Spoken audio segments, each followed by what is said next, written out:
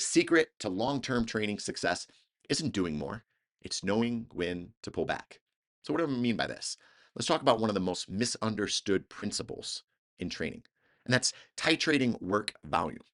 As former athletes, we know most of us were probably built to push, to continue on, how to grind, how to compete, how to outwork the next person. And that's a blessing, honestly. But it's also a trap because the same intensity that built us up in sport can burn us out in life if we don't know how to actually manage that. So when we were competing, our workloads were periodized. Coaches tracked volume and intensity and recovery. We didn't just go hard every single day. We ramped up, we deloaded as well. We adjusted. But once we were out of that environment, yeah, we probably forgot that principle. We fall into the trap that more is better, thinking that if we weren't crushed at the end of every session, yeah, it didn't count. But that's not training, that's chaos. So, titrating work volumes means adjusting the total load that you put on your body based on your current readiness, not your ego. So, some weeks you can handle more, other weeks you need a little less. The problem is that most of us probably aren't honest with ourselves about how much stress we're under outside of the gym. So, work stress, relationship stress, sleep deprivation, all of those things count as load.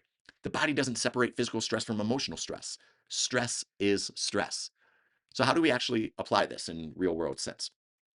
You start using objective anchors. Now, maybe that's your HRV score. Maybe it's your resting heart rate. Maybe it's your sleep data or even your perceived recovery.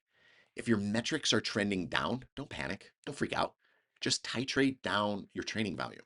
And maybe that means cutting out one accessory block or reducing your sets by 20% or swapping a lift day for a mobility circuit or a sauna day. That's not quitting. That's managing. That's actually training smart. Now, here's the mindset shift that I think is important. Progress isn't always about adding. Sometimes it's about protecting. And the athletes who last the longest aren't the ones who always train the hardest. They're the ones who know when to throttle down before the system crashes.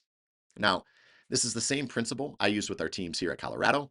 We adjust the workload daily based on readiness and recovery.